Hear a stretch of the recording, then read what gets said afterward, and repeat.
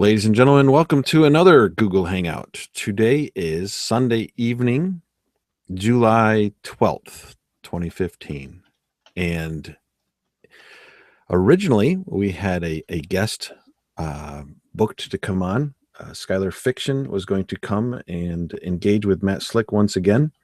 However, something came up, and he's not going to be here, and we changed the topic a little bit. And I've got an article to read. But this is going to be an open hangout, which means I'm going to post the link to join in the comment feed of this hangout. I'm going to go do that right now.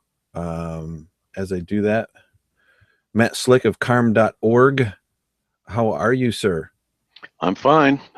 Little tired, but I got a little bit of coffee in my see-through cup, and I'll manage. How late did you stay up last night, or last week? How late did you stay on? Yeah, the I was up. Oh, you mean broadcast or the other night? That's right. After it went, after we went off the air.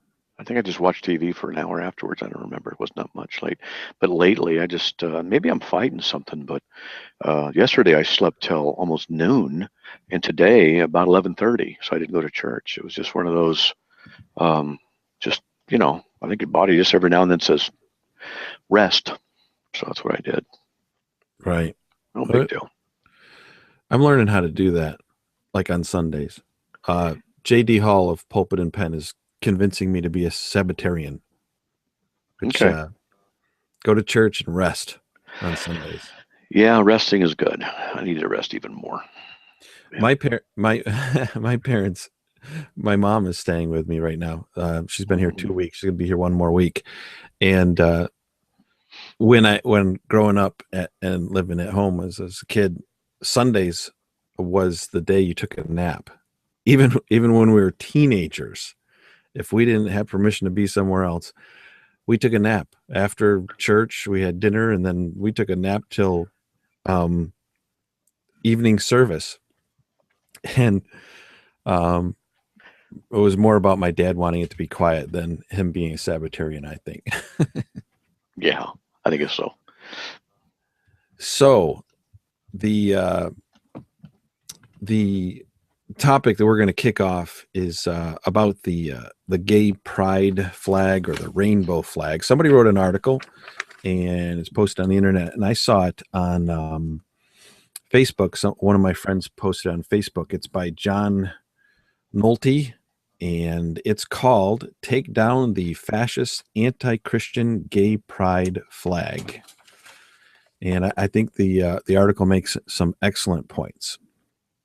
And if you want to come in and give your opinion on this, whether you're Christian or non-Christian, we want to start out with this topic. And how long we speak on this topic is determined by who joins and where we go with it. So here's the article. Under the banner of what is dishonestly called a gay pride or gay rights flag, hate, fascism, and intolerance has festered for years, specifically against Christians and conservatives. Under the auspices of a right of equality symbol, leftists have been on a rampage to take away the rights of others through bullying, lies, and online terrorism. The list of misdeeds and victims resulting from an increasingly emboldened big gay hate machine continues to grow. Under this banner of hate, people are outed against their will, terrorized out of business merely for being Christian, bullied and harassed for thought crimes. Moreover, hate crimes are being manufactured to keep us divided. Christians are refused service, death threats are hurled, and Christianity is regularly smeared as hate speech. If individuals wish to fly this symbol of hate, oppression, and bigotry on their own property, that is their own choice in a free country. It is unconscionable, however, that this symbol of intolerance is allowed to fly above government-owned buildings. the symbol of bigots who seek to strip others of their of their First Amendment right to practice their religion has no place on government grounds.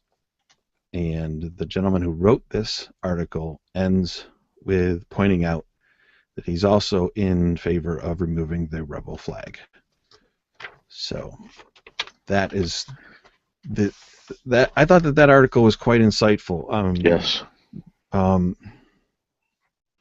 I mean, It's true. So often when we voice this, the non-believer says, "What are you talking about? What are you talking about?"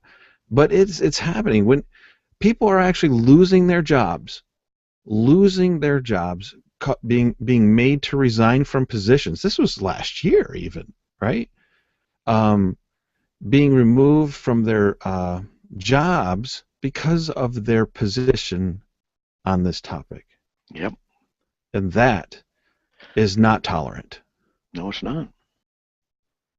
Well, I think the left is the most intolerant group. It's like an oligarchy. They want to be the rulers, the few who rule, and they want tolerance. As I said before, they want tolerance for themselves, but nobody else. And if you don't agree with their particular perversion, their particular ideology, then you're going to be removed. And if we look at history, we'll see that communist Russia did that. If you didn't agree with the status quo, you were jailed and or executed. You were fined. Your property was taken from you. Your freedoms were restricted. That's exactly what's happening with the Gestapo. They're trying to do the same thing. We have a couple guests I'm going to add to the broadcast. First up is the Meows Cat, which Vincent, there you go, Vincent. You are on. How are you this evening? I'm doing okay. What's up? Did you hear the opening article? A little bit, yeah. And I had I guess, a little bit of a question about, because I've noticed that a lot of times people will throw around, the word persecution when it's more oppression or interference. I think that when it comes to people losing their jobs because they're taking a stance on, LGBT, type things, I think that falls into the category of being segregated, or which would be a form of persecution. And I was kind of curious where you find the lines between persecution, oppression, and interference. That's a tough one to answer. We have to discuss that for quite a while to work through some of the concepts that would be related to both of those categories, and then define those concepts a little more carefully, and then apply them, and then define them more. It would take a while to answer that. Okay, well, if you guys want to move on and answer that later, I'm perfectly up for that, but I'd love to hear your take on that. Yeah, I'm not sure I could answer it right now. It's something I had to think about for a while. Not trying to Okay. get out of it. It's just, No. it's just to take a while to really work through some of the issues there. I think. Where do you draw the line between subjective experiences is what it kind of comes down to. It's a tough one to kind of work through. But it's questions like those. I'm not complaining. I'm saying it's a bad question, but it's questions like those that often cause me and others, just to start thinking through issues that are related to it. And it helps us to define certain things. So, it's just takes a while. Yeah, I can definitely respect that. Now, assuming you're a cat lover, right? Yeah, definitely. But yeah, I'm also most definitely a Christian. I've been in here a Okay. couple times.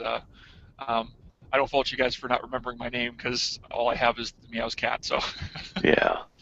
Yeah, I'm a cat person too. I love cats. Anyway, no biggie. Well, good. We also have Matthew. Matthew is in the Google Hangout. Matthew, you can speak. All you have to do is unmute your mic. Good evening, gentlemen. How are you guys? I am well. Glad to have you. What brings you here this fine evening? I like to check in on you guys and see what the topic is, and this one interested me. I was unaware of the article, so I thought maybe it was a statement one or both of you were making, and if I initially came in sort of to see if you guys A, were serious, and then B, would sort of lay out kind of an argument for why it should be taken down, but now that I see it's part of an article, I did have a question related to one particular sentence from the article, and see if, I know both of you said you found the piece somewhat enlightening or something to that effect, and just see if this was part of what you found so true in the article. If that was all right. Yeah. All right. The sentence is the one right at the end of the article, right before the postscript that says, quote, "The symbol of bigots who seek to strip others of their First Amendment rights to practice their religion has no place on government grounds," unquote. So first of all, I guess, do you believe, as the author of this article seems to, that the rainbow flag itself is a symbol of bigots who seek to strip others of their First Amendment rights? Yes. And then I guess the follow-up question would be, setting aside that we're essentially judging people's motives, these are people who seek to strip away First Amendment rights. I'm just curious to know if you feel like yours or other Christians or other practices of some faith in general in America have had their First Amendment rights stripped away by these people. They're not stripped as in gone, but they're being curtailed. Our rights are being affected. We're being marginalized. I don't work in a secular environment, but if I had to, I would be very careful of what I said. Even I'd be worried that on Facebook, if I said something, or my radio show, if I said something that my employers didn't like, that I would be punished for it. This is not an unreasonable fear, because that's the case. We know this is happening in America more and more. With the onslaught of political correctness comes a whole host of intolerances, and they are going to be hoisted upon those who are, so to speak, the weakest. I think Christians are weak, not because their theology makes it so, but because they're being taught crud, and from most pulpits in America, they're not to do. Well, Matt, can I ask you a question specifically about your organization, CARM? Yes. Do you employ any Muslims in your organization? No. Okay. No. Not obligated to, and don't have to, and will not. Right. Okay. Now, don't you? I mean, and you brought up the idea of secular job placement and having to sort of, to kind of use a cliche, possibly walk around on eggshells and to protect one's job. I'm kind of extrapolating a little bit based on what you were saying, but isn't the private organizations, who are running these jobs just as entitled to employ who they would like to employ and run their business the way they would like to run their business within, again, certain constraints of legality? Right. That's exactly the issue. Within certain constraints of legality, a 501c3 nonprofit religious organization has the right to set certain parameters by which its employees must work within, just as a business does. There's an interesting phenomena, for example, when you go to a mall is private property, but it's open to the public. And because of the uniqueness of the situation of the mall, we have the right to go into that mall and require them to give us, for example, areas of freedom of speech and religious things, even though it's private property.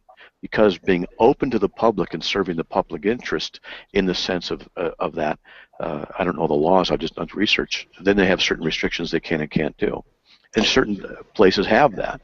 We know, for example, in Hewlett-Packard, where I worked for a while, that there was a lot of injustices going on, and the Mormons were promoting certain people. That's not right. They shouldn't do that.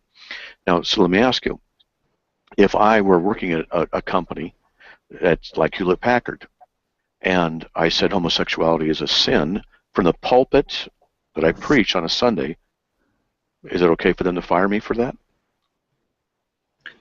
I don't know, because within any private corporate entity that employs people, there you sign, when you begin a job, you sign a certain code of conduct or something that has certain language regarding how they expect you sort of to conduct yourself. And we could get into the argument of No, we don't. time on your own and time in the office. My only point with bringing up certain legalities regarding the hiring and firing and conducting of business was to not leave the door completely wide open to, oh yeah, you can pay people $1 an hour and make them work 800 hours a week and that kind of thing. Like, there are certain strictures that the governments place on private organizations. Sure. But the hiring and firing, there are generally some kind of protected categories, but even with regards to sexual preference, that's not protected in all 50 states, whereas religion generally is. There's a reason religion is. Do you know why religion is protected and should be protected? Do you know why? I know why it is protected is because it's codified into law that you can't discriminate on the basis of sex, age, religion, yada yada yada. It's a protected class. That's why you can't. Why? Do you know why the founding fathers of this country said what they said about religious freedom? Well, because they came from a system where there was no religious freedom. And do you realize do you know what they thought about religious freedom and the issue of the requirement of having Christian thought in our society? Are you familiar with that? No, as an entire group, I don't know what they sort of claimed on that one specific point. No. You've never done any research on the early founding fathers and what the Constitution was, what the state constitutions were, or anything, have you? I've done some, and I know of several quotes that can sort of be placed on either side of the discussion. I'm just not aware of the one reason that they all gave for the thing you're trying to point to. Well, the highest glory of the American Revolution was this: it connected in one indissoluble bond the principles of civil government with the principles of Christianity. From the day of the Declaration, they, the American people, were bound by the laws of God, which they all, and by the laws of the gospel, which they nearly all, acknowledge as the rules of their conduct. John Quincy Adams, July 4th, 1821. He's a president, he said that. The first and almost the only book deserving of universal attention is the Bible, in which lights soever we regard the Bible, whether with reference to revelation, to history, or to morality, it is an invaluable and exhaustive mine of knowledge and virtue. He said that too. He also said, wherever the standard of freedom and independence has been or shall be unfurled, there will be America's heart, her benedictions and prayers, but she does not but she goes abroad in search of monsters to destroy. She is a well-wisher to the freedom and independence of all. And it goes on. I mean, I could give you all kinds of quotes from all kinds of church fathers.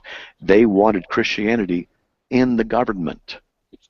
Well, I don't think you can really make that case too strongly, because they sort of purposefully left it out when it came to the writing of the founding documents, and they allowed for sort of this multiculturalism that we all enjoy today. I entirely concur in the propriety of resorting to the sense in which the Constitution was accepted and ratified by the nation. In that sense alone, it is a legitimate Constitution, and if that be not the guide in expounding it, there can be no security for a consistent and stable, more than for a faithful exercise on its powers. What a metamorphosis would be produced in the code of law if all its ancient phraseology were to be taken in its modern sense. This is one of the things that James Madison, the fourth president of the United States, said.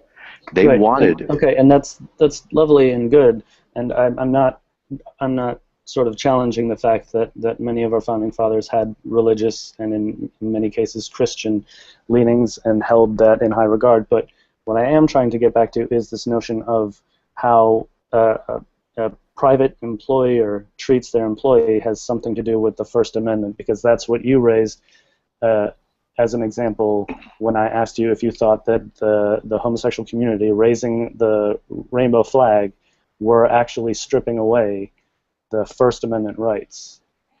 As I said, they haven't stripped. They're in the process through various forms of legislation to reduce our rights as Christians. Okay, now that's perfect, because that's what I'm interested in. Could you point me to some legislation that is seeking to undermine or strip away First Amendment protections on the right to free religious Wait. You want me to find a legislation that's seeking to strip that away? Isn't that what you're claiming?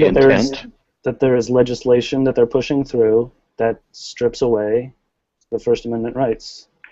Okay, it's the wrong question. Is there legislation going forth? And I'm not a lawyer. I don't keep track of legislation. Is there a law? You just assert that they are pushing through legislation. Okay, let me finish. Is there a law that you're trying to state that exists by which the First Amendment is challenged, or the effect of its freedoms that are guaranteed to us as Christians in this country is being affected? That's absolutely the case. What happened just a couple of weeks ago with the promotion and our government making legal immorality. Okay, which piece of legislation are you referring to? Making it that marriage can be between two men and two women. Okay, that's not a piece of legislation. That was the Supreme Court ruling. Okay, I'm a theologian. I'm not a government specialist and all this stuff. The laws that are passed, they passed a law, however it works, I don't know, but they're making it legal. It's not legislation. What they're doing is ruling by fiat after the voters have made certain laws, have voted for certain things. The judges are coming in and overturning what the people want, and then ruling by the gavel in a minority rule set. They're the ones deciding what should be legal in the entire United States. That's their job, yes.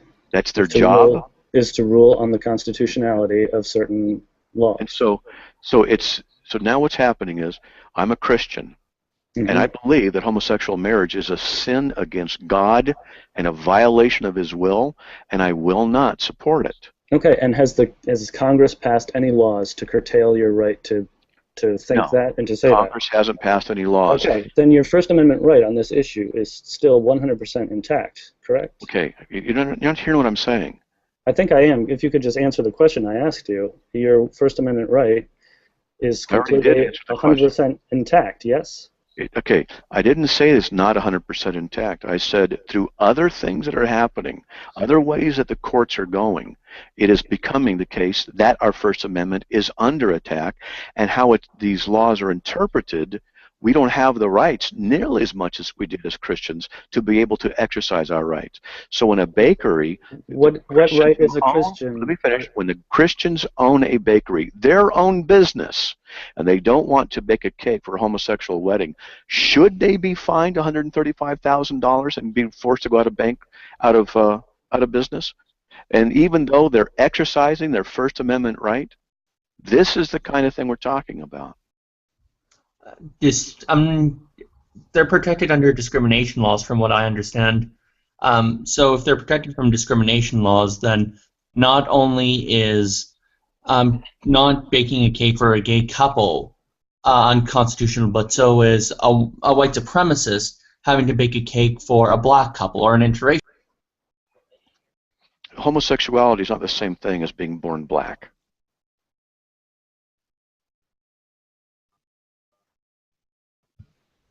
I like to introduce who's talking and who's addressing who here, and I've been seeking in the chat who wants to be next. Yeah. Okay, that explains why you can't see the chat. I'm sorry. You used to have a different YouTube Google Plus name, didn't you? All right. What's your name again? Then the name you want to be referred to.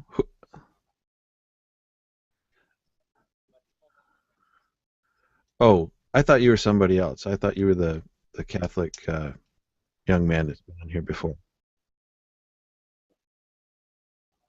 What was your name before? Okay, so You're not Catholic anymore. This could be interesting, but okay. Let's wrap up with the other gentleman first. Okay.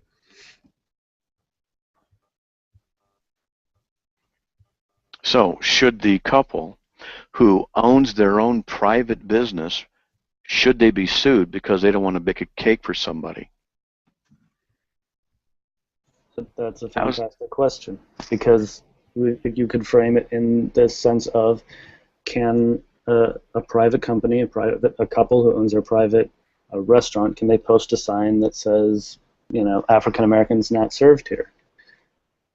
You may see a stark not the same thing between the two of them. It's not the same thing. Being born black is the same thing as being born homosexual. I wasn't saying that they were. I mean, then why are they related as being equal? They're related as being similar. No, they're related as being equal because the same arguments about their civil rights. It's a civil rights violation. Homosexuality is not a civil right. No, same-sex marriage is a civil right because it's a civil marriage certificate. No, it's a sin against God, is what it is. Yes, and you're free to say that, Matt. For now. You're free to say that. Yes. For now. Yes, I know, and we can fearmonger all we like, but I'm still trying to find where let's just speak to you directly. You personally, where have your First Amendment rights been curtailed recently? They haven't. I work at home in a ministry. So far, so good. But how is that different? Congress doesn't pass laws like specifically for people who don't work in ministry. They pass laws for the country.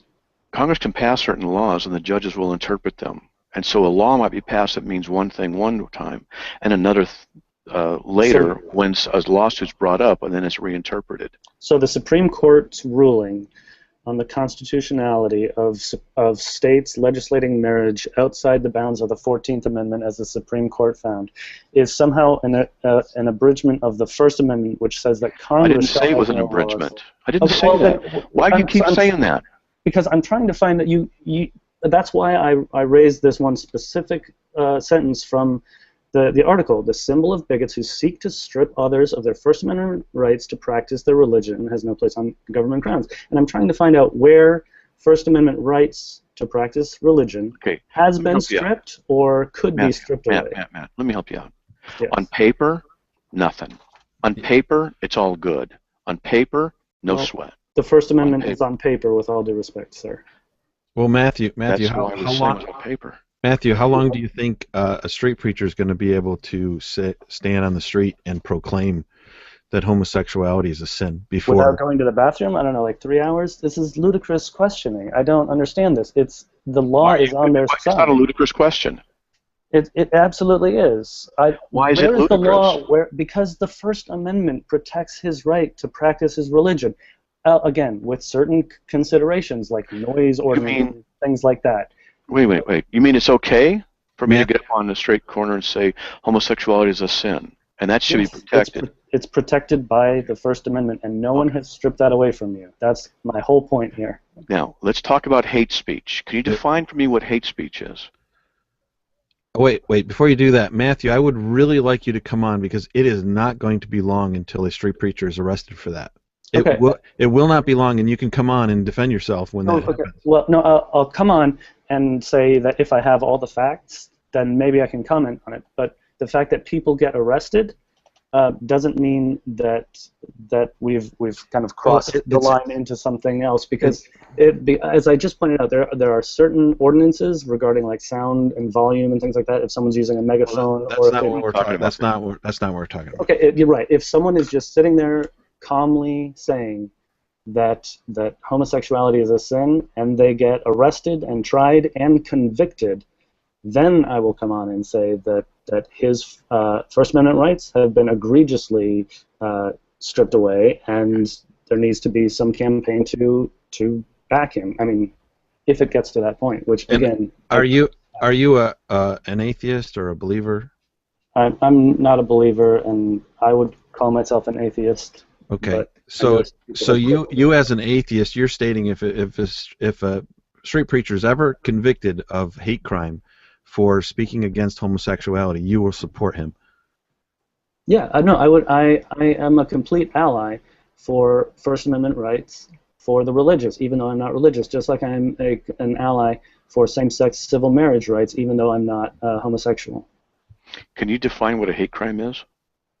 I can't really, because I don't know the legal code that well, and I'm not a big fan of the notion that crimes committed for one reason or another ought to bear a stiffer penalty than those that lack. So, you know what hate speech is inciting a problem. I'm going to show my hand here too quickly, but is saying that homosexuality is a sin and homosexual marriage is an abomination, is that hate speech? No, I don't think so. Okay. So here's what the definition of a hate crime is. And this is from the definitions of .uslegal.com. Okay. A hate crime is usually defined by state law as one that involves threats, harassment, or physical harm and is motivated by prejudice against someone's race, color, religion, national origin, ethnicity, and look at this, sexual orientation, or physical or mental disability. Now, I think it's laughable. How they have sex is now, you got to be careful how you have sex. It just, to me, it's the height of stupidity, but nevertheless, that's what a hate crime is, against someone's religion now. Yeah. So if you were to speak out and try to incite or make threats of violence or harass someone based on their religious convictions, it would be just a hate crime. Yeah. So what if I get up and I'm out there in the middle of just a mall, whatever, and I say homosexuality is a sin, and I quote scripture, and that it is an abomination before God and it should not be practiced. Am I inciting hate? Am I inciting anything? You're not making threats, you're not harassing, or you're not physically harming, and even though your motivation is by prejudice against a person's sexual orientation, I don't see how that fits prejudice the definition of a hate crime. Yeah, so that's not a prejudice. So when they say my religious view is wrong and that they want to incite or motivate any prejudice against someone based on religion, then would they be committing a hate crime? Could you repeat the question? I'm sorry, I missed it. See, it involves threats, harassment, or physical harm. Harassment. I would say that the people who lost their business were harassed to the point of bankruptcy by the lesbians who were offended, poor babies, because they couldn't have a cake baked for them. Yeah, I think you have a pretty strong case. Then why is it? I'm gonna get some water. I'm moving with the camera. I have my I can all over the house. I just need some water. I'm getting thirsty. So, would you agree with the ruling that they need to be bankrupted and fined $135,000 because the poor homosexuals were inconvenienced and made to feel bad? I just said that on your definition of hate crime that you've posted here, you have a strong case that a hate crime was committed against them. Okay, if that's the legal definition of hate crime, why is it that our system is not enforcing it? And why is it the Christians were the ones penalized? You're asking the wrong person. I'm not at all involved in the Bakery case. You should be speaking to them, presumably. That's why we're concerned about our freedoms, even though they're guaranteed by the First Amendment. It doesn't look like the government and the judges consider it to be a very strong amendment, because they pass judgments against Christians, and that's a good example where they violate the very nature of the Constitution they're sworn to uphold. So when you say, what law has been passed, what has Congress done? They haven't done anything. It's the judges who are passing these things, who are making judgments against Christians because of how they're interpreting what is hate crime. We're being persecuted, even though the First Amendment says we have freedom. You say we have freedom, and we do. Why is it that something like that happens? Again, I don't know the details of the case, and I don't know if it's going through any kind of appeals process, and if they're pursuing some kind of countersuit involving hate crime, as you've listed it there. I can't really speak to that case. That's why we're worried. That's an example. That's why we're concerned that our rights are being restricted. So when you come in and you say, has Congress done anything? No. Because that's what the First Amendment says, Matt, is that Congress can't take away your right to practice religion the way you see fit. But the judges can. Well, and again, when we step into the arena of owning a private business where you're catering to certain clientele, it becomes a little more murky than just meeting at your place of worship, where you have basically unlimited protection. And now that's just sort of part of the social agreement. And now there's movements among the homosexual community to have churches stripped of their nonprofit organization status because they speak against homosexuality. Okay, and again, is this an example of something to do with the First Amendment? Okay, well, let's say this again. The First Amendment is interpreted by the judges. The judges don't seem to be in favor of Christians and their First Amendment rights. The judges all too often are by fiat, by just declaration, saying now you're guilty. But is there something in the Bible or in other religious texts about 501c3 organizations? Like, is enjoying the state-issued sort of benefits of that contract, that agreement, that whatever a 501c3 could be referred to here, is that part of the religious freedom? Matthew, I think that you're just opening. I mean, I don't question your intent or that you're being over argumentative at all. That's a whole nother area and a whole nother topic, and at this point I'm going to move on.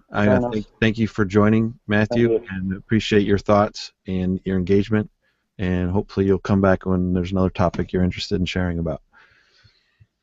And with that being said, a gentleman that I'm going to call Run, because I don't know his name, and it's kind of goes along with his Google Plus name on his account. Run, you are up next. You've been listening and waiting patiently. Well, thank you. Yeah, my full handle is Run Gavagai Run, but people call me Run frequently, so that's fine. All right. Well, welcome to the Bible Thumping Wingnut show. Thank you. Yeah, go ahead. Well, I just, I mean, for me, is the overall theme same-sex marriage tonight, or whatever? Okay. I mean, I think that I'm an atheist, first of all, and I think that the whole wedding cake thing is not appropriate, and I think that the courts will eventually overturn the decision, and that the cake makers will be that fine will be dismissed. I think that that's an overstep. Would you then, let's say that happened, would you then support them turning around and countersuing the lesbians who put them through all this this trauma and emotional difficulty? I mean, they have that option. I don't know. Would you support it as being a good thing to do? Because after all, they were wronged. Yeah, that call would be up to them. If it was me, I probably wouldn't do it. I mean, I'm not litigious. Okay. Yeah, I support their right to do that, and I think that they have the right to do that. When I was a believer for 30 years. And when I was a believer, I would have discouraged people from doing that, because to me, it's not turning the other cheek. And that's how I would have seen that as vengeance. And I would have been against it, and I would have discouraged any fellow believers from taking that kind of punitive action. Okay. So what's your question? Well, I mean, to me, how do you not see that there are religious groups who believe that there's no problem with same-sex marriage, and that by the government not recognizing those unions in the same way that they recognize the unions from more orthodox Christian churches, that they are infringing on the religious rights of those religious institutions.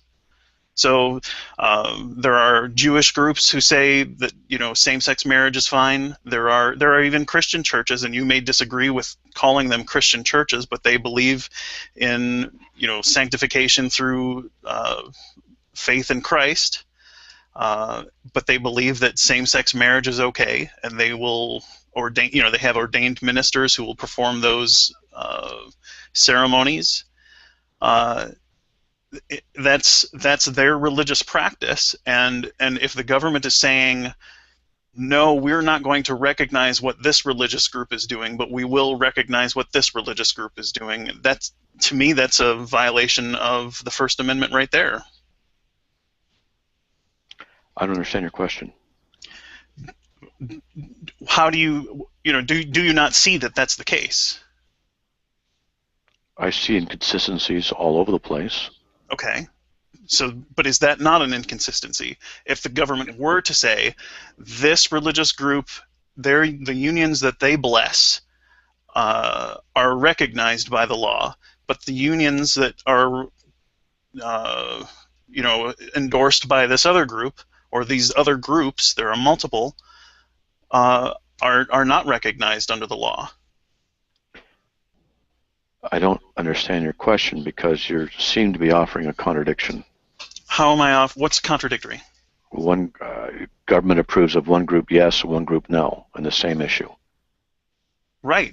That's what we've had, because there are religious groups who... Dude, I'm not even following you. I'm barely keeping up with what you're trying to get at. Seriously. I don't even know what you're saying now. I'm talking about a First Amendment constitutional right for religions. I don't understand how this is beyond your grasp here, because this is It's not beyond my grasp. You're not being clear. Okay. Well, let me try again. If you are a Jewish group that is willing to bless same-sex marriage, and the unions that you perform ceremonies for that are same-sex marriages are not recognized by the government, but a Baptist church has unions, and those unions are recognized by the government.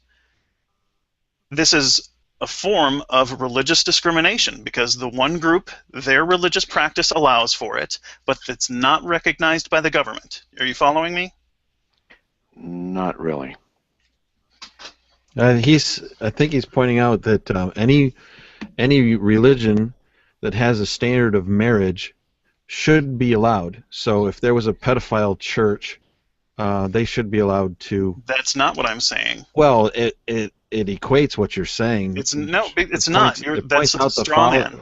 Well, it points out the folly of your position. No, it doesn't, because just for the same reason that we don't allow for children to vote, that we don't allow children to make legal decisions. But we're not talking about voting. We're talking about marriage. Yeah, and but religion. it's a legal. It's a legal contract, is it not?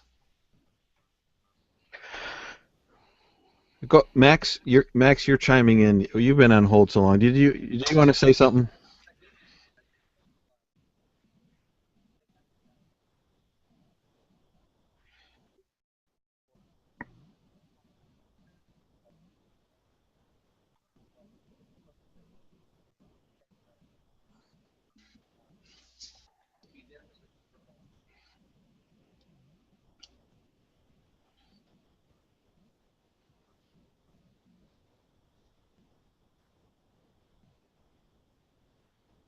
Oh, yes. I gotcha.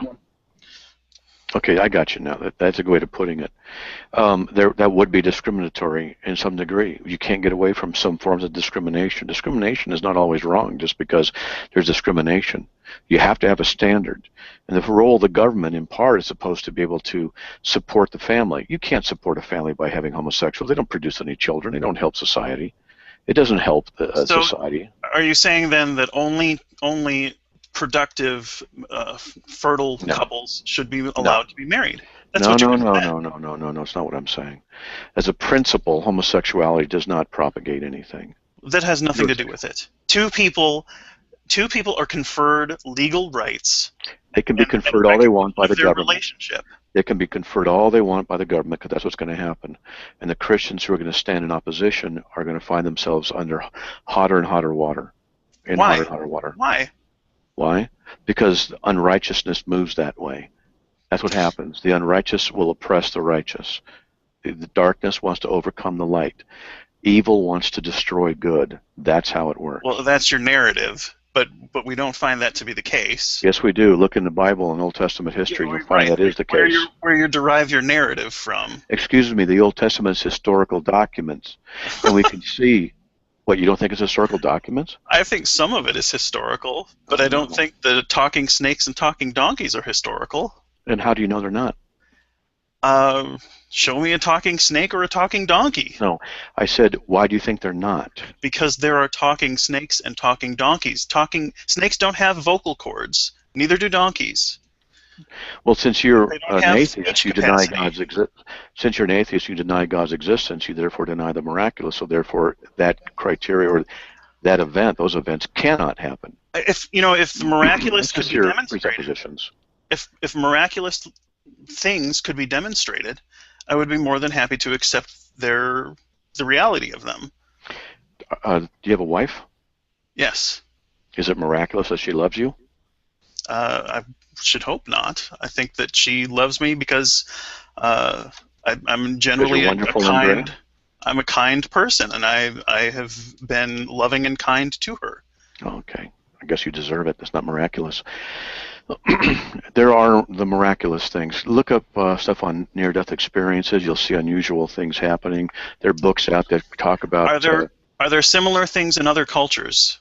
Yes, there are. And with other religions? Yes, there are. Okay. Why should we believe the Christian narrative and Hey, dude, you asked me a specific question. I was answering it. Now you're moving the goalposts in the middle of me answering your question. I'm sorry. Go ahead. So I talked about the miraculous. Does a miraculous occur? Yes, it does. It occurs all over the world. Can it be documented? Okay, let's try it again. You can do some research on near-death experiences. I've done that. Okay, then you know that very unusual things happen.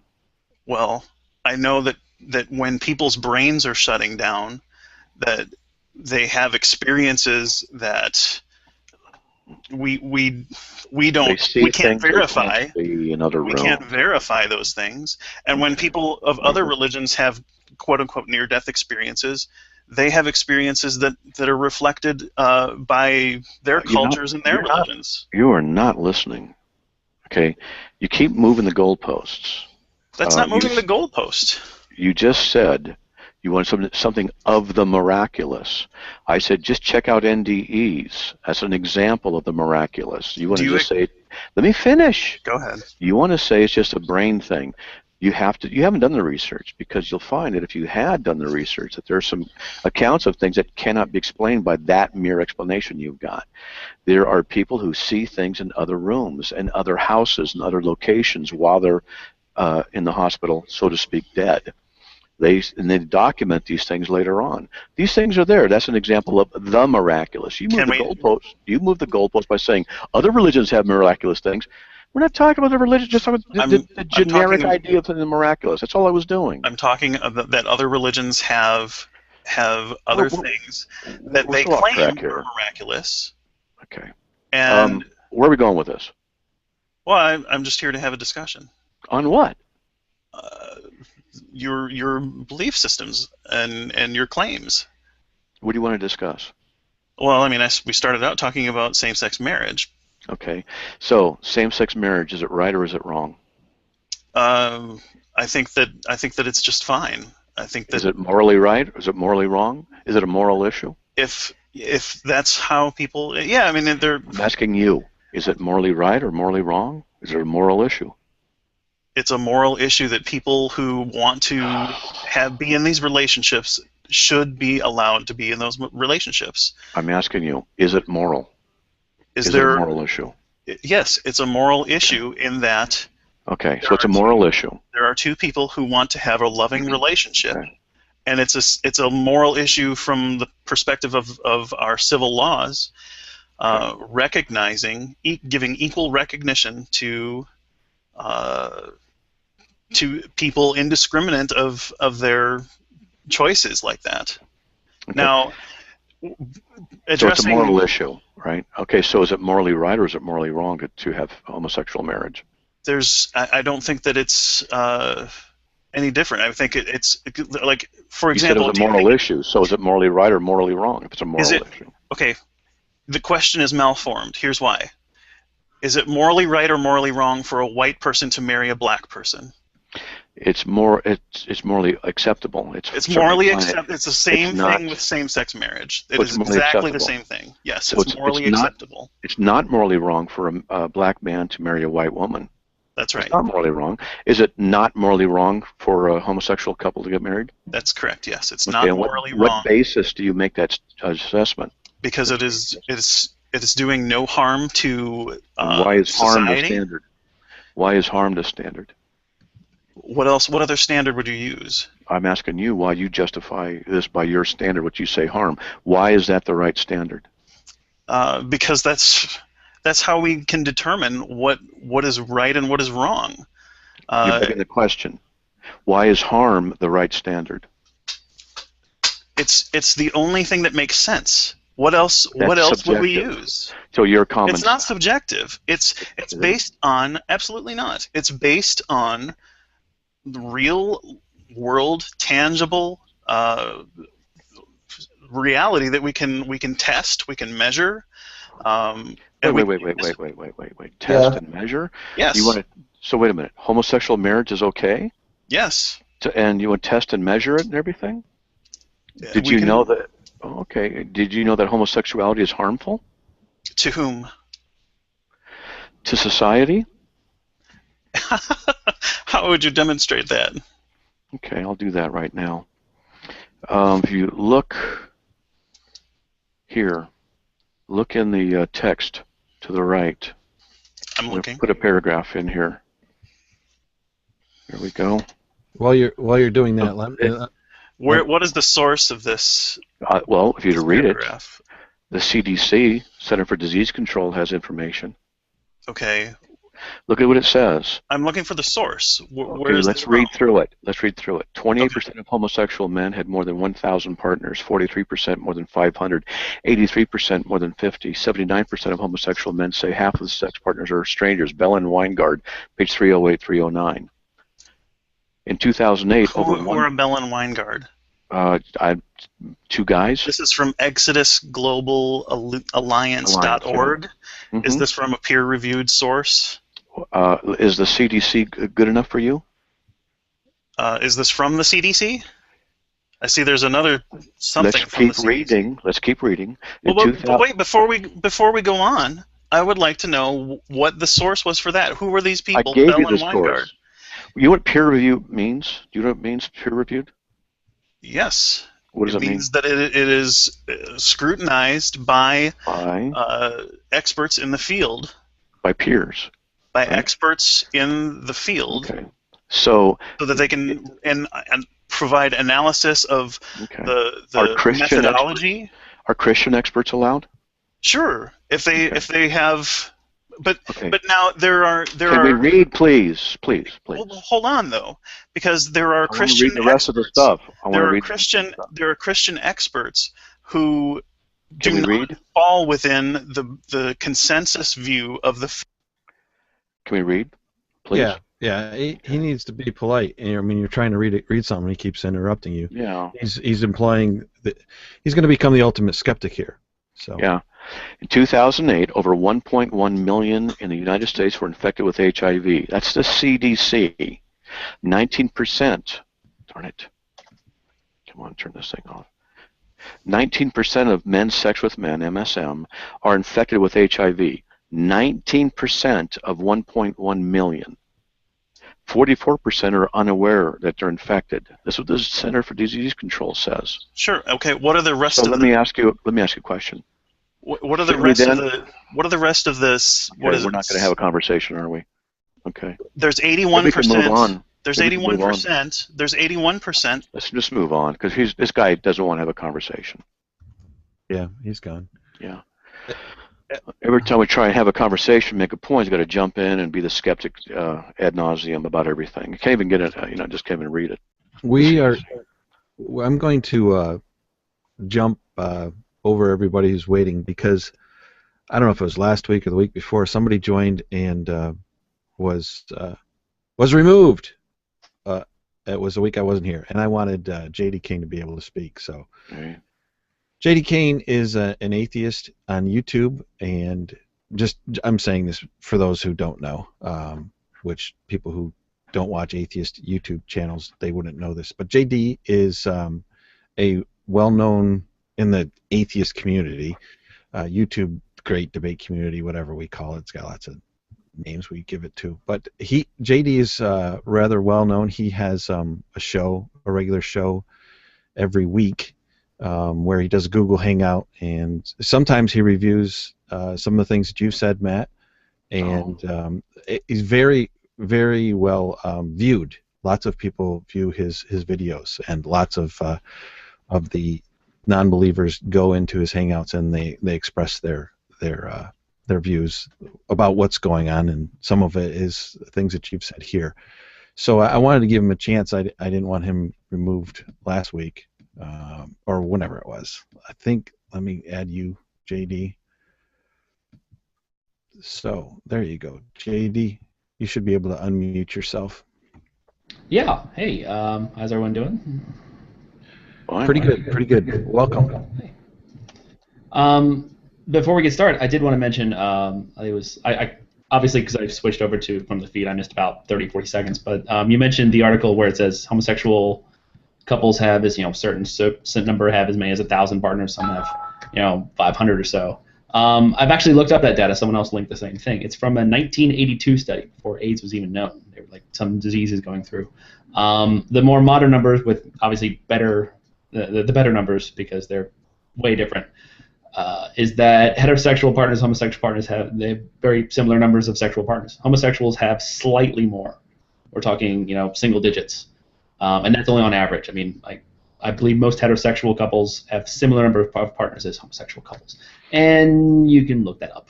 Well, if you give me the documentation, at least I provide documentation for people. Yeah, I know it's a New York Times piece from 1982.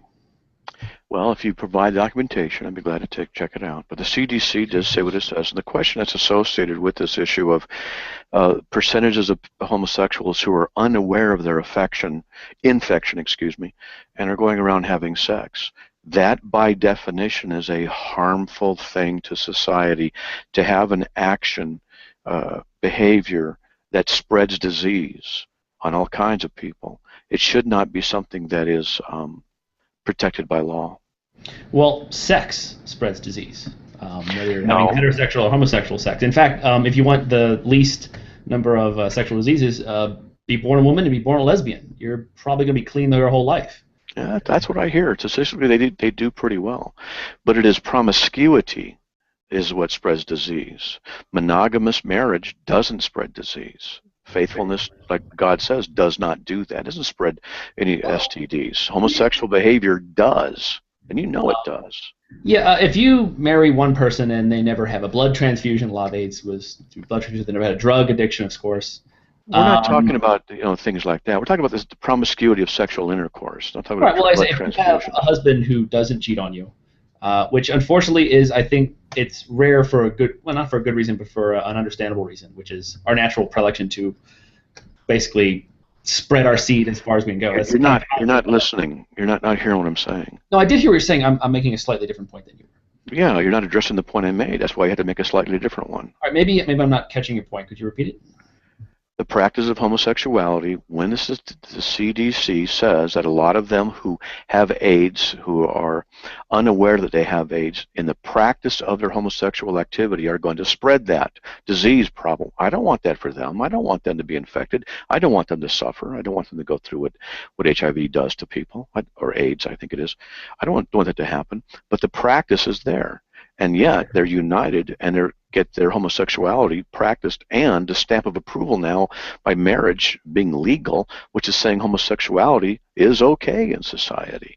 And that's, to me, I find that incongruous, because the statistics show that the practice of homosexuality spreads disease, just as the practice of fornication does too.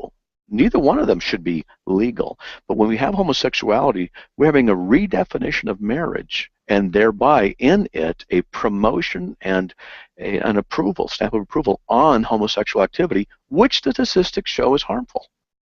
Okay, so if a homosexual couple had only one, if they basically followed the Christian rules other than the prohibitions of homosexual sex or whatnot, and they simply married their partner, never had sex outside of marriage, they too would be free of disease, correct? Yeah, they would be. Well, so the issue isn't homosexuality. It's don't cheat. Have one partner, love them, make sure you don't have any diseases, and you're fine. So I think if you could establish that homosexuality is monogamous in that, then you might have a case. But that's not what the statistics show. Well, the statistics show that no one is monogamous, or virtually no one. I'm monogamous. I am monogamous. Wait a second. I'm not. JD, let me say something. Let me say something. Okay, because I don't want the two of you to engage about statistics, because our position, Matt's position, isn't. Man, which is, even if the statistics didn't show any of this, the scriptures make it clear that it's sin. So I agree with that. I agree that the Bible is pretty clear about homosexuality. That it's Leviticus. I don't think anyone cares too much about Leviticus, given that other rules in there are pretty, I guess you could say, silly for modern times. Don't eat shellfish, kill birds to deal with diseases. JD. That's, of course, JD. We're not supposed to follow those laws. But JD, can I address that? He mentions it rather poorly.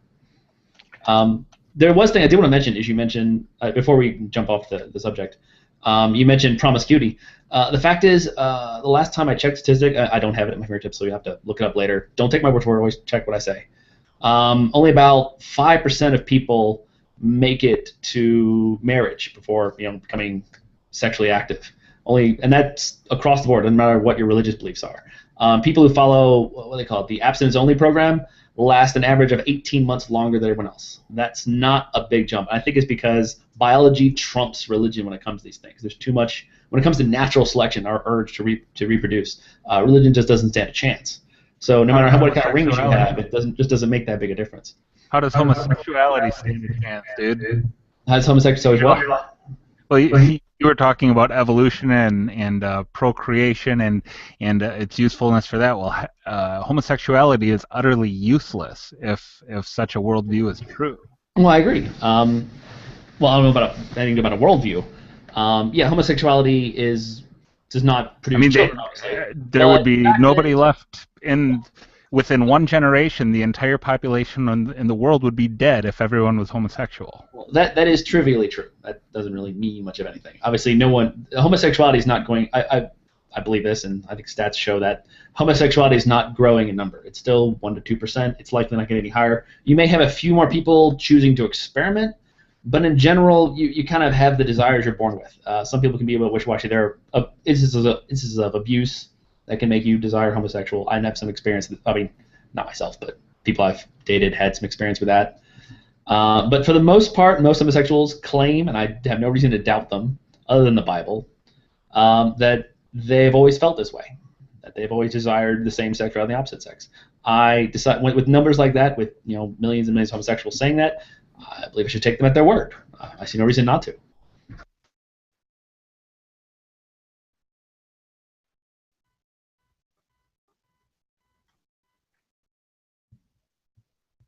We're observing a moment of silence.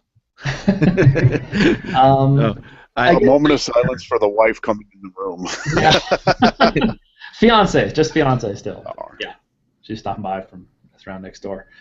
Well, what else can we talk about? I mean, morality's fun, but I think Scott Clifton you guys had that discussion on this channel, so there's not much else to say. Just because we had a discussion doesn't mean it's not done. And Scott, it was pretty thorough. I mean, JD, he requested to come back, and said that there. Nice. Yes, he requested to come back, and I got back to him with some suggested dates, and I'm waiting to hear back from him. So yeah, that would be. I would love to see him back on the show. I loved that episode. I love his other content as well. That was a great show. I'm fuzzy on morality because it's difficult to when it comes to subjective versus objective. There's so many different ways people interpret it. Like, is it subjective if it for whether it's personal opinion, if it deals with facts in the world, is it objective or is it still your subjective position to choose so-and-so axioms to start with? That's where I get kind of fuzzy. I mean, I think if you delve down far enough, it has to be subjective because we're here. We are subjective beings. We have to view the world a certain way. So we can say that under certain definitions it becomes objective, but if you allow the definitions to be challenged, well, almost everything's subjective without a system in place to make it objective, like arithmetic. She had enough. Not this again. She does gives me the ruin on Tuesday when my show's on. That you're basically making the Christian point is that without a standard, it's just your opinion. Well, I don't think that's a bad thing. I mean, if let's say that morality is subjective, like there's no way to get out of that, well then that's the way it is. I don't see any benefit to saying it's objective if it isn't. I don't think it matters that much. We all tend to agree on some certain basic things: don't murder, don't lie. And then we can kind of work out the rest just through experience, through trying to figure out what is beneficial. We still have to agree that benefiting humanity or well-being of conscious creatures, however you want to phrase it, or preventing suffering, reducing suffering, is what we want. So you could, if you challenge those, you can still say it's subjective. That's kind of where I fall on a little bit and tackle a couple of things. Yeah, sure. I politely recommend that you read this article here. It might help you. I don't mean that in a condescending way. I mean it in a Christian theological way. There's an article I just put in for my website. You do it. A lot of other atheists do this. Homosexuality is condemned in Leviticus, and therefore it really is a moot issue because it also condemns eating shellfish. And then the atheists make a big mistake. What they do is they equate them together when the Bible doesn't equate them together. They don't understand. I'm not going to give you a big theology lesson. Please understand, I'm not trying to be condescending to you at all. I'm just trying to say is that what you're doing and what other atheists do when they do this is they're really speaking out of ignorance. There's what's called covenant in the Old Testament, and there was covenant aspects and covenant parameters, and God covenanted with Israel and not with the nations around them, and certain things are only for Israel, eating shellfish or not eating shellfish, and things were not for everybody else. Homosexuality was for everybody else, but there were certain parameters that were meant only for Israel. That article will help you go through that. So when atheists say, well, it also says don't eat shellfish, I'm just dismayed that they haven't even done any homework on this. They just seem to pick up something, a rock that they think is really good, and they throw it. They don't realize it's not even a good argument. So I just would suggest that you read that, because you don't want to misrepresent our position, do you? No. I mean, I don't want to sound bad. I don't care. You don't care? Yeah, I mean, as far as the Bible's concerned, I care that other people take the Bible seriously. Wait, you don't care about what the Bible says when you quote it against us? Oh, no, I mean, I think that's important, but I also think that there are enough ways out of pretty much any claim you make against the Bible that there's a reason. Oh, I see. I see. So let me get this straight. I didn't claim so in other words, well, there's slightly more to that sense there, Matt. Okay. I didn't say that homosexuality we should not take it seriously just because of Leviticus. I agree. Paul is pretty clear. I think there are arguments that Paul didn't mean it in that same way because apparently there was a matter of church prostitution going on. That's another theory I've heard. But that's a tangent for another time. I'm okay with the Bible being against homosexuality. I mean, that's. Well, I have a question for you. When you quote and reference Scripture, why should I take anything you say about it seriously if you refuse and don't care to know what its context is? Don't check my facts. Everything I say, check it again. Okay, so then you don't have any problem speaking out of ignorance and maintaining your ignorance. Speaking out of. I mean, we're all ignorant of some things. I don't know every. Yes, we all are. But when I give you a specific let me be clear. I don't know everything there is to know about everything in Leviticus. But that's I didn't say you had to. I gave you a simple article that you could read. Encompass any number of things. I'm ignorant of quite a few things, and that's fine. So you want to remain ignorant about this? Well, if you have another source, I mean, I've looked into it a little bit, and I've mostly dealt with just. Why? Wait. Another source. You don't trust me? No, I don't. Sorry. Well, why don't you trust me? Oh, I really don't answer that because it's really rude. What? Tell me. Sorry, why don't you trust me? I mean, it's your show. I want to hear it. I want to hear it. Why don't you trust me? Sure. All right. Go ahead. You have a track record. You're an apologist. Your goal in these shows is to find some way to equate other people's worldviews as absurd because you're a presuppositionalist. Presuppositionalism has been hammered very, very hard these past couple of years. I think it kind of ended when Cy had that talk with Dillahunty. That ended it for most people. I've noticed that most people who claim to be presuppositionalists have stopped doing it. You can call it a reformed apologetics as well, but I can't call it an argument. The presuppositional position, where basically the claim is repeated over and over again, and you're not really interested in honest conversation with anyone. You've lied about having Asperger's. I have very many reasons not to trust you or your word. So I know that. I mean, I'm just being honest here. I wouldn't have brought it up if you hadn't asked. Okay, that's really interesting. This is really helpful.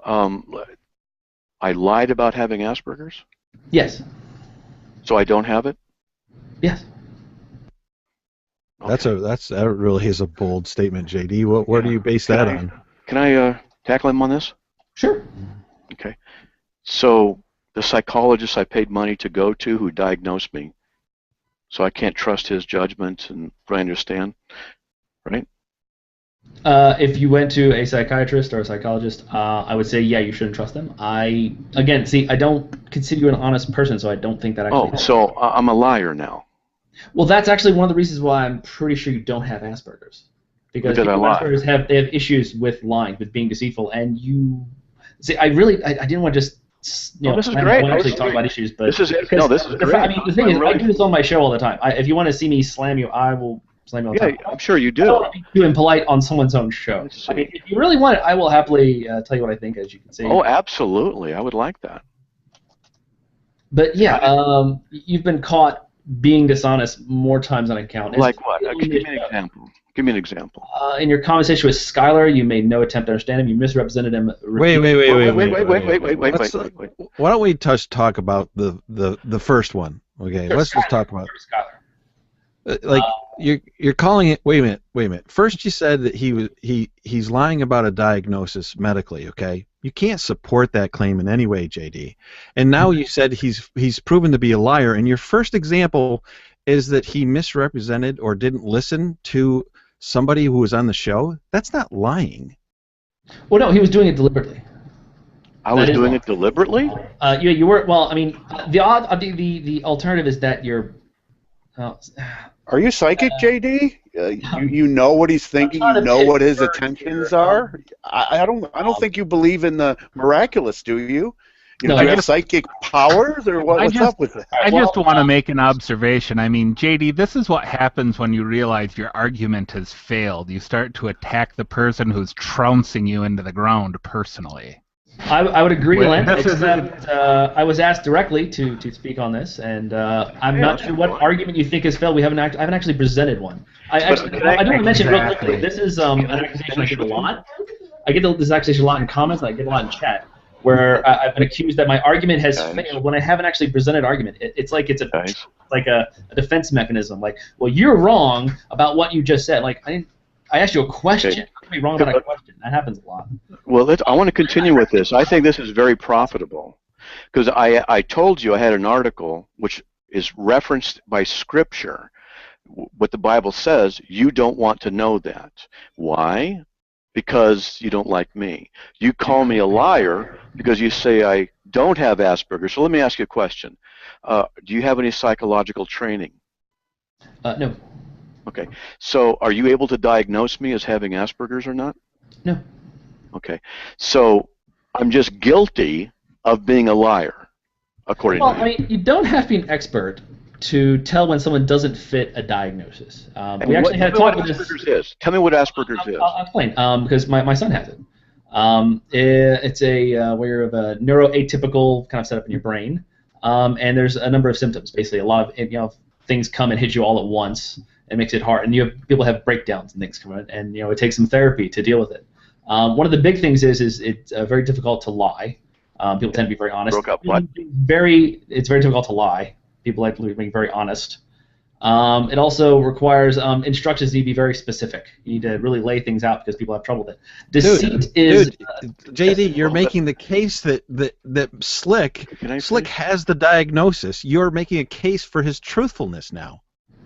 No, I'm saying he doesn't have diagnosis because he is demonstrably not truthful. He is very well. I mean, as an apologist, because he's not truthful, he can I defend myself, guys? Okay. Of course. Let me defend myself. Guess what, JD? All right. I have a problem processing too many sounds. I don't do well in social situations. I don't do well. I was just at a place today with 2 other couples. I was uncomfortable. I have to fake my way through conversations, watching their body language to see if I can understand what the appropriate thing is to say next. I did not like one woman's laugh because it was too difficult for me to hear. She's a wonderful, godly, beautiful woman, but because of my processing problem, I have difficulty with certain sounds. The dogs were barking. I had plugged my ears because I couldn't handle that.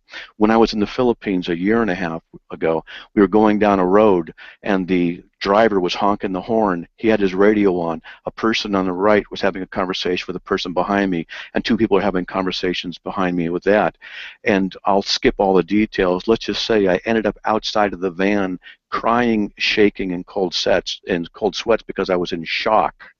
The reason I was in shock was because I could not process, my brain does not process too many inputs. Did you also know, and you don't know this, I don't like to be touched except for by my wife. I don't like anybody touching me because it hurts when people touch my skin because of the super hypersensitivity. I've gone to doctors and they have to give me 2 to 3 times the anesthesia that everybody else has to happen because of the condition I've got with my little autism set.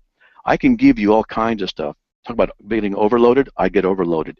I can tell you why your son, this is what he'll be doing. I can tell you why he works in patterns. I'll tell you why he has to do the same thing over and over again. I'll tell you why he comes up to you and does the things that he does that are a little bit odd, because he's trying to test you and learn regularity because of he doesn't understand how certain things work. I can tell you why that is. And I can also tell you this, that I don't lie. Oh, I certainly might make mistakes, but I believe lying is a great sin. And I sit there and I do not diagnose other people over the internet, trying to tell them what they have, because you think your son has Asperger's, and you, an atheist who has no reason to tell me the truth, wants to call me a liar, because I think you're afraid of the truth, and I think that all you're doing is just promoting your certain brand of ignorance. Because when I asked you if you wanted to have an article reference to show you what the scripture says about this issue, that you spoke in ignorance, you didn't even want that. Then you attacked the messenger. And you're recognized as a great guy in atheism? Wow. What does that tell you about the state of atheists in this country? Well, obviously, it's pretty woeful. It is. You're their spokesman? You who can't even diagnose? Why don't you get your son in here? Let me have a conversation with him. And I'll tell you what some of the issues is he has and why he does it. You want to do that and see if I have Asperger's or not? Okay, well, I'll take what you said on board. I will look back at it. I will retract that. I'm less sure that you do not have Asperger's. Oh, wait a minute. You were sure. You call me a flat-out liar. So am I a liar or not a liar? Oh, no, I definitely know you're dishonest. You know I'm dishonest. Okay, so you know I'm dishonest. Give me an example. You failed in the Asperger's thing. Tell me how I'm dishonest. Well, all right. First, I was gonna, like I said, I'm not gonna say speech. What you said there made me question myself a little bit. So I'm less sure that you don't have Asperger's. So I'm on that. As far as deceitful, that's kind of the consensus of the community that I'm aware of. And we've had very long. Do you have any reason? Do you personally have any reason, other than you listening to gossip? Do you have any reason to conclude? No, this isn't gossip. This is people watching this show and listening to how you speak and what you say. People have ways of impugning other people's character when they don't like what's being said. If I'm being deceitful, it's an attitude of my heart. If I deceive you, I could say something to you that's not true, but I'm not lying. You understand that, right? I'm aware. A mistake is not a lie. Yes. Right. It's a mistake. So I certainly can make mistakes, and I will admit I certainly make mistakes. I won't deceive you, not on purpose. Okay, I won't do that. Okay. Now, do you have any reason to say that you know my heart and what my intention is, that I am purposely trying to do that? See this. You're Like, the one who brought it up. my response is rude again. I'm trying to avoid. I don't care. Come on. Be All right. rude. You're already rude enough. The alternative is that you're monumentally stupid. Okay, I'm monumentally stupid. Well, I hope you. I mean, I'm not sure which is better. It's kind of one of those things. Is it better to be a liar or to be? I'm loving that. It is awesome. I mean, we don't have to talk about it. We can move on. If you want to Let me ask you, JD. Am I monumentally stupid? I don't know. Like I said, it's kind of a one or the other thing with the information I have. Oh, okay. So am I monumentally stupid? What do you think? Do I sound like an idiot, like a stupid person to you in our conversation? Not sure. You don't know what you even believe or think? Do I? Yes, I do. I believe and think things. So that I asked you what you know, what you think. Are you not sure? Like you weren't sure about Asperger's. Now you're not sure about this. Yeah, I mean, I know it's one or the other. I'm stuck with the dichotomy of dishonest or not very bright. I don't know where you fall on the spectrum. It could be a bit of both. Does your son does he have a high IQ? Is he high functioning? Yes. Okay. So he's intelligent. Would you say he's monumentally stupid? No, he's not. Oh, okay. What's his IQ? Oh, I can't remember. He's doing Mine's in the 140s. Although he monumentally stupid. He needs help because the Asperger's. He needs he has what's the term for it? In school. No, in school the person that comes and helps you out. I'm trying to remember the name. It's a type of aid. Yeah. Let me tell you something, JD. I'm going to tell you something. I'm going to tell you something. Because I do have Asperger's, and because I've struggled with it my whole life, and because it's affected our marriage, it's affected my friendships, and even though I think you're a twit, okay, I'm going to tell you this, and I mean this sincerely. I would be glad to have a private conversation with you to talk about your son and what it's like on the inside, so you can help him and be a better father. I'm not accusing you of being a bad father, not at all, but that you might know more of what it is he's going through. I'd be glad to help you, and no one has to know about it, just you and me. I appreciate that, but you kind of already know how I feel about you as a person, so I will, of course, have to decline. Well, you've been wrong about the Asperger's. You can't back up the Asperger's thing. You can't back up that I'm monumentally stupid, and you can't back up that I'm a liar. You listen to a lot of gossip. Okay. And came in here unprepared. Well, no, yeah. Well, prepared for what? I mean, when it comes to great debate, the subject. Well, you've said a whole lot. You've said a whole lot of things about Matt Slick. I did. You were like G-Man in here tonight, bro. you really did. I'm not sure. I mean, I would consider it an insult, but I think some people would consider it a compliment. So I guess it depends. You said I'm not interested in truth. That's what you said. I'm not interested in truth. How do you know that? Well, you're an apologist. Oh, so an apologist is not interested in truth. Just this time, I'm gonna boot you. This time, JD. Fair enough. All right. Come on. Why don't you just leave so I don't have to do it? I mean, like I said, I'd rather had a more. Just leave with a shred of your dignity. I would have liked a different conversation that was less about Matt. Because, like I said, I do that on my show every week. But the questions were asked, and I was compelled to answer honestly. I don't like. All right. See you later. I love that. That is awesome. I'm not interested in truth because I'm a Christian apologist. Wow. I mean, I've never heard such, well, let's just say, less than stellar thinking. See, okay, Len, there is wisdom. Awesome. Len, there is wisdom in not letting him come on and booting him before you let him get on. That's why I booted him before he even spoke last time. This was better. This was better than booting him. You've got to admit that was a lot better.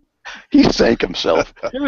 Dude, you know how many ponage videos could come out of that last 10 minutes alone? Well, if I were still involved in YouTube, my whole week would be planned out right now with editing ponage. The interesting thing is that, I mean, the connection, JD's son has Asperger's. Matt, you have Asperger's. My wife says I have Asperger's. I'm denying that.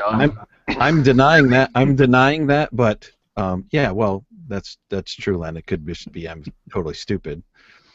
But my wife runs a company that employs over 200 people who, in my state, are called TSSs, who go into schools and homes and help children, just like JD's son. So, but just because my wife does that doesn't mean that she's right in saying I have Asperger's.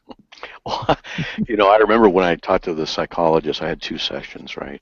And I told him how I number things. I see patterns in things. I told him how I had to move things certain ways and do stuff. People, I don't tell people all this stuff, right?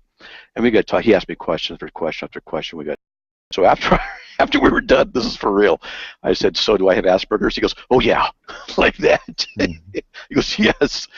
And he said, "But I'm coping amazingly well." But yeah, I've been diagnosed with it, and for that guy to say that is just ridiculous. It's just.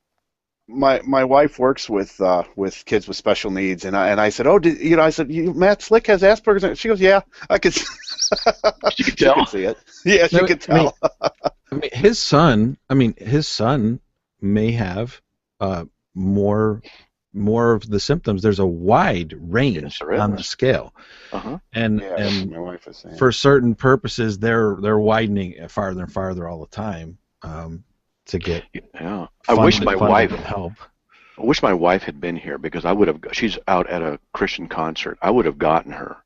And I just said, "Hun, you have got to make a comment. Do I have Asperger's?" And I'll tell you, absolutely, I got something. Just to end this with a kind of a joke, I told a friend of mine, "Dude, I've known him for years and years with the seminary together." I said, "Dude, man, I got Asperger's. I've been diagnosed." And he said, "Hey, man, beef burgers are better." Okay. Asperger's. Yeah. Oh boy. Yeah. So actually, Matt, everything that he said was actually a compliment. It really, because basically, what he was saying is he has to think you're a liar, because the things that you're saying, if the things you are saying are true, then he's in big, big, big trouble. And that's kind of what I saw in between, read between the lines and all that. You can't be. There's no way. If he's not a liar, then I'm just in huge, huge, huge trouble. So he is suppressing Matt Slick in unrighteousness. Amen.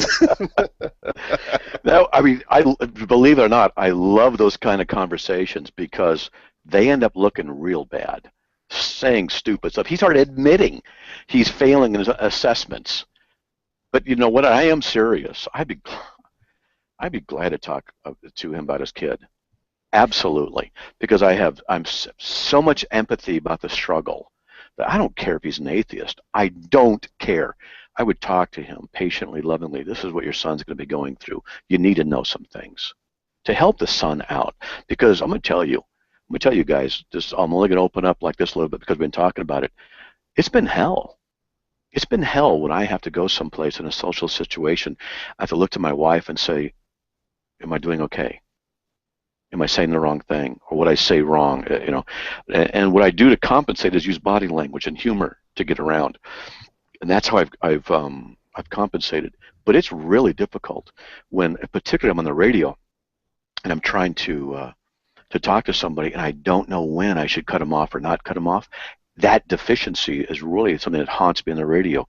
It's a real struggle in a lot of ways. It's affected our marriage because I'm more analytical, I'm more this, I don't get the social things. I've had to learn body language pattern signals from my wife and identify what those are, and then assign, this is for real, assign certain characteristics. Matt, don't say this when she does this. As like a notes, like a cliff notes, where other people can do that naturally. I have to make notes mentally and keep a list of things. That's what I had to do through marriage. That's what I've had to do through social constructs too. I literally, as a teenager, would listen to my mom and dad have conversations with their friends. I took a funnel from the kitchen, had some rubber tubing, and I put the funnel outside the door, put the rubber tubing into my ear, and I would listen to the adults have conversation, and I would analyze, so-and-so used this many verbs, they would use this many nouns, they would talk about this, the other person would sit there and talk about the same thing, they wouldn't change the topic, but sometimes they would. How do they do that and get away with that? That's what I did for about 2 years to try and learn how to have a conversation. No joke. Just for this guy to say that for one, I'm an apologist, therefore I'm not interested in truth, is ludicrous. And to say I don't have Asperger's is just stupid. This guy, he imploded He made a fool of himself, and he's going to have to do some damage control on his show for this. All right. Well, I think I don't know the direction we're going to go next, but there. You talk about your mental problems, which are many. Hey, No, I we have don't an have time. idea. I don't know how much longer you wanted to go, but I just got a message from our mutual friend Leighton Flowers. That he wanted to come on and continue our conversation on total inability. Well, we actually have been. Do you follow the chat, Len? Barely. Well, we've got Isabel would like to weigh in. Okay. It's a female person, which we only have 9% female viewers on Bible Thumping Wingnut YouTube channel. So when one shows up, we put them in the front of the line. Ladies first. We're just gentlemen here. So Isabel, you're added to the broadcast. I think you could unmute your mic. Hello. Thank you. Can you guys hear me? Yes. Okay, actually, I want to contribute to Christianity in this conversation. Recently, I learned about something called the syllogism. Do you guys know what that is? Yes. Okay, so for example, just so that we're all on the same page, I'm going to use an example with, let's say, any name. Let's say Max. Max is a man. That's a statement. Then the second statement would be all men are mortal. And then the third statement would be, therefore, if all men are mortal, then Max has to be mortal. So that's a syllogism. And when you look at the three of them, if most of them are true, then all of them are correct. If one of them is true, then all of them have to be correct. All of them must be true. And that's called deductive reasoning. And inductive reasoning would be just looking at two statements from those three, and if those two are correct, then everything that's being said is true. So now that we're all on the same page, where I wanted to take this is back to the original thing that was being talked about. One statement is, if the Bible is true, then homosexuality is wrong. The second statement is, the Bible is true. And then the third statement is, therefore, if the Bible is true, homosexuality is wrong.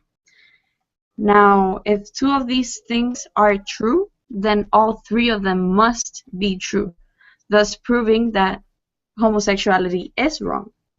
Now, the thing here, which any atheist or someone that doesn't believe in God would ask about, is if the Bible is true.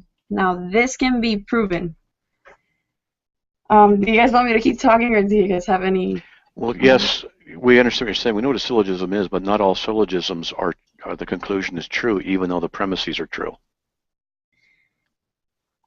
Okay. I understand, but I'm almost certain that, well, I'm certain that this is true, just by proving that the Bible is true. But how do you prove that it's true? Proof is for mathematics and logic.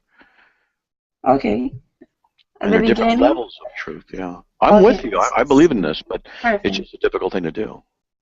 Okay, so starting when Jesus Christ was alive here on earth, even an atheist can say that that is true.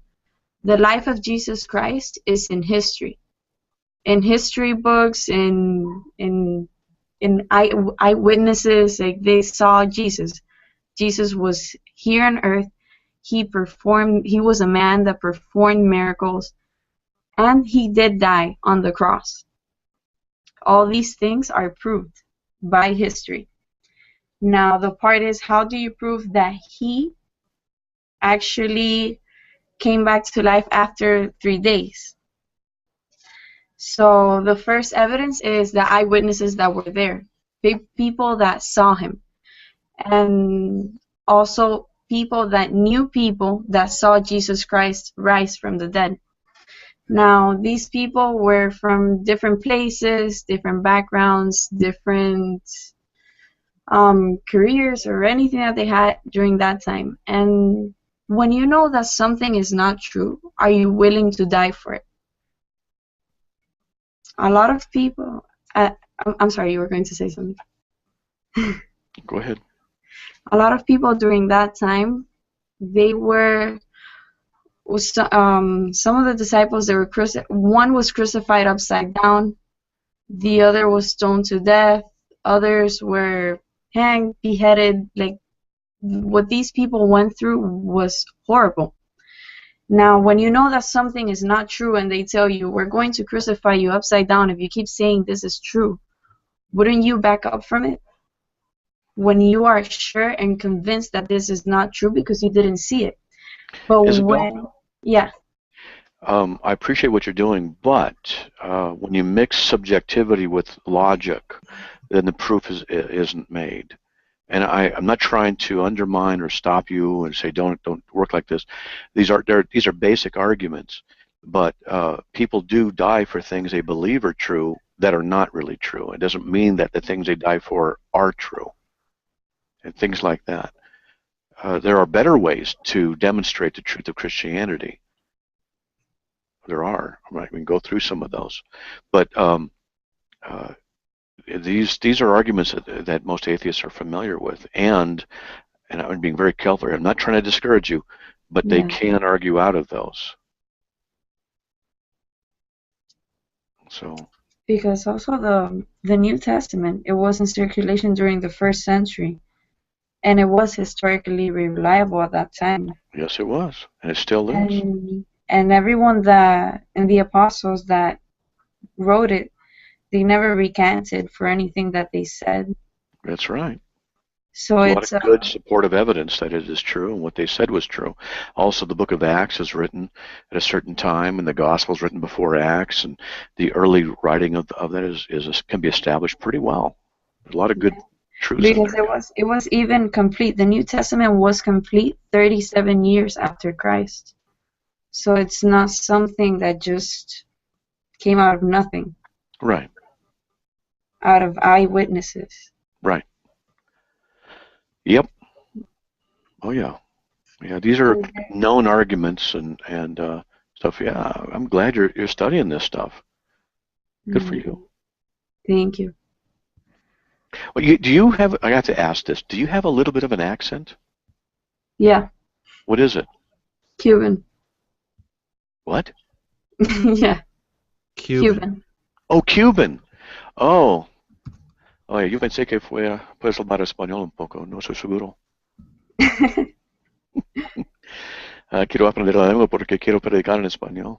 Pero necesito vivir en un país que habla en español. Yo estuve en la escuela secundaria 40 años pasado. Yo leí mucho, pero es una buena lengua. Me gusta. Tienes un buen acento. Muy bien. Yeah, that's right. Good. Praise God, man. I don't know how to respond to that. Now we're talking about you. Slick. There goes Matt Slick proving how stupid he is again. Making his second language. Well, that was speaking in tongues, Len. Yeah, I could not I could not do anything with that argument. I'd be like, okay. Oh no, she's being polite because I'm not fluent at all, and she understood what I was saying, but I said several things wrong.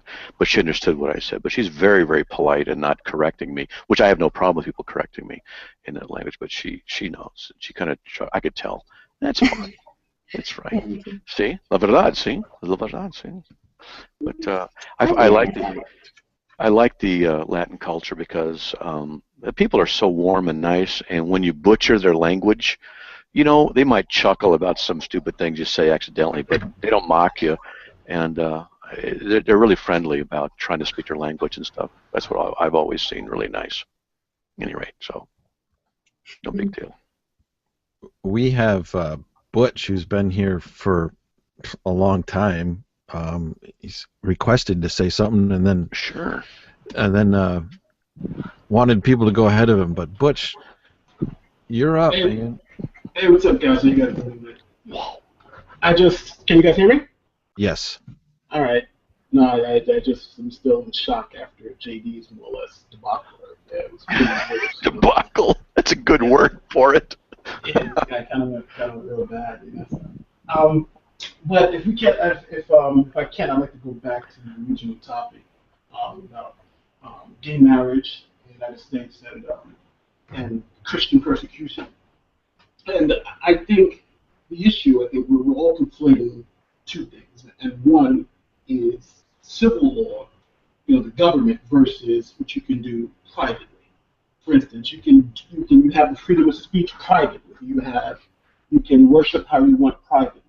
But when you're talking about the government agency issuing licenses and those types of things, the government believes, no matter how, if we as Christians believe that homosexuality is incorrect or sinful, the government cannot take that position because, again, you do have a separation between what is civil in the government and then what is personal. I think that's where we're conflating it.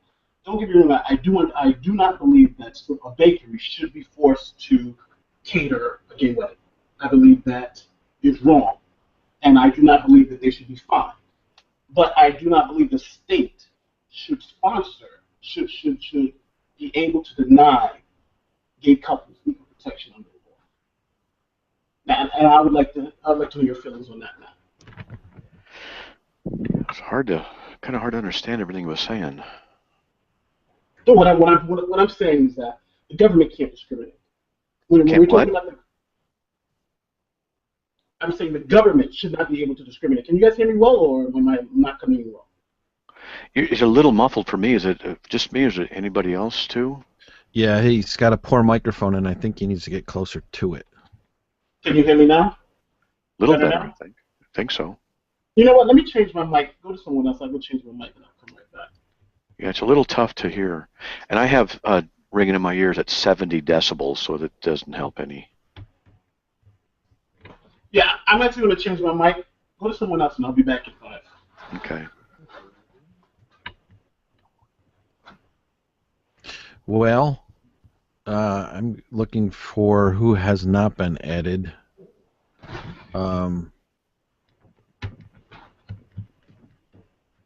Len, why don't you say something smart? Who, Len? Matt Slick? Say something. That's about the smartest thing I could say. Well, we must have a lot of viewers, so I'll just say this. That Christ was born of a virgin, and he in his birth he was born perfect, unlike the rest of humanity who was born dead in trespasses and sins. And as such, we are all in Adam. There's two positions you can be in. You can be in Adam or in Christ. And if you have not repented and put your faith in Jesus Christ, that means that you are still in Adam. You're still dead in your sin. And he who sins is a slave to sin, but he who the Son sets free is free indeed. The penalty for our sin is just an eternal punishment in hell, separated from God and all his goodness and anything that resembles goodness for eternity, where it says there will be weeping and gnashing of teeth.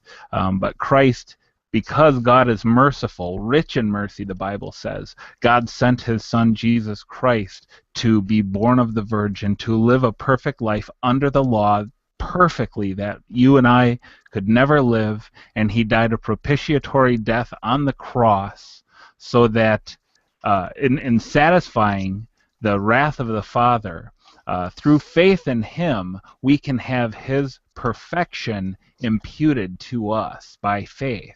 And the Bible says that you are saved by grace through faith, and that is not of yourself. It's a gift of God, not of works, lest anyone should boast. So for those who are in radical unbelief and skepticism, or whether you're in a false religion where you think you are somehow earning God's merit into heaven, I would say just simply repent of that. Turn to Christ by faith. You will find him to be a perfect Savior. And I guess that's all I got to say.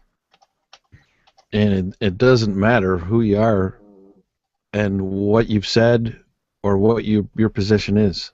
Doesn't matter what your position is. The call is to repent and believe. And you guys say, we have a lot of atheist viewers on this channel. Doesn't matter. Doesn't matter if you claim to be an atheist. We know what the truth is, and I guess what am I trying to say? I'm trying to say that Doesn't matter who you are and what you've done or what you state your position to be. The call is the same. Repent and believe.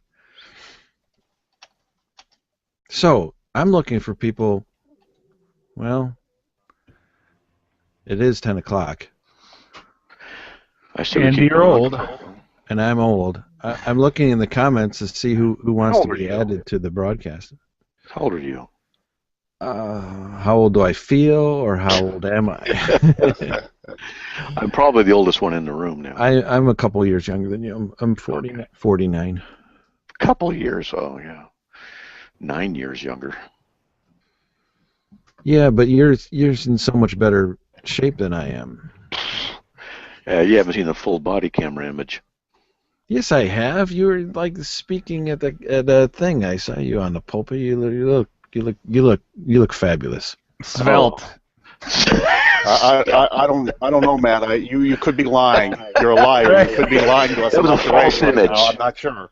I carry a holographic image with me, and yeah, I'm lying. Why? Because I'm an apologist. I'm a Christian who believes in truth. But you're lying, man. That was epic.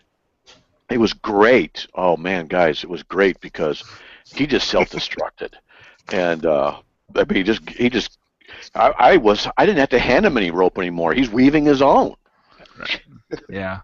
Can I do a new voiceover for your show? It's like you're listening to the full contact lying apologist, Matt Slick. Well, we do need some new intros to the show, but man, You got one there. he committed the genetic fallacy, straw man argumentation. Let's see, what else did he do? I'm trying to remember. Ad hominem. Oh, I mean, if there was a fallacy Olympics, he was going for the gold, man.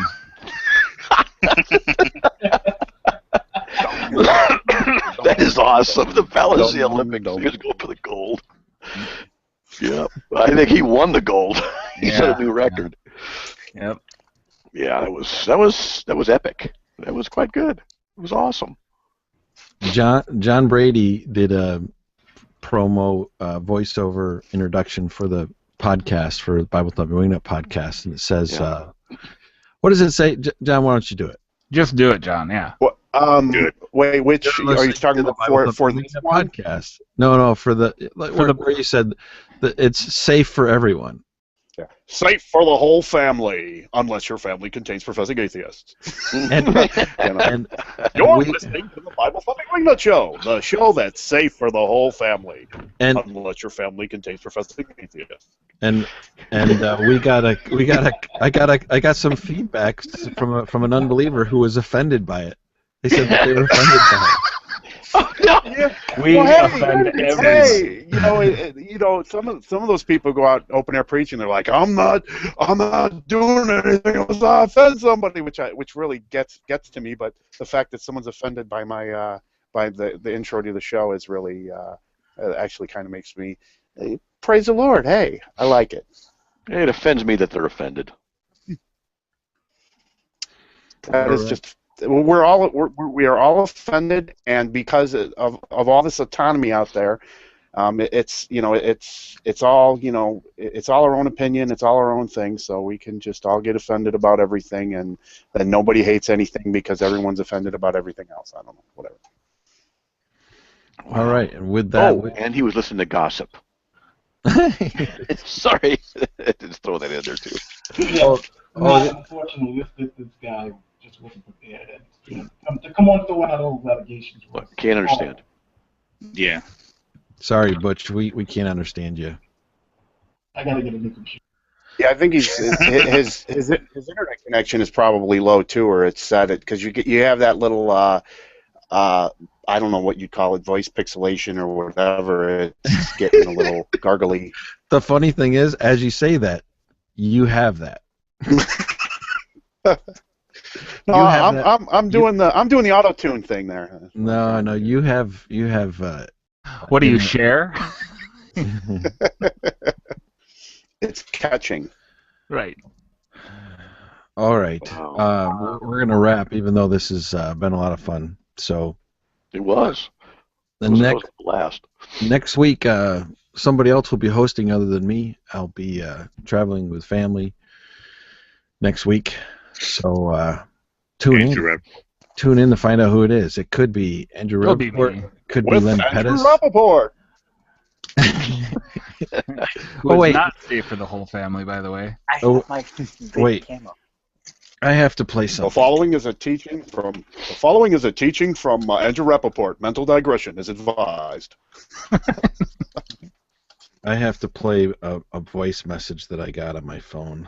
Okay, Hold on, give me a minute. before we close. Okay, here's my voicemail. Hopefully it'll play. Put it on speaker. It's on speaker. Okay, let's go. Here, ready. Here we go. You have 37 saved messages. First saved message. Hi, this is Barney, the theonomist. I love God's law. Does that make me a theonomist? Goodbye. I love you. This is That was Barney the theonomist.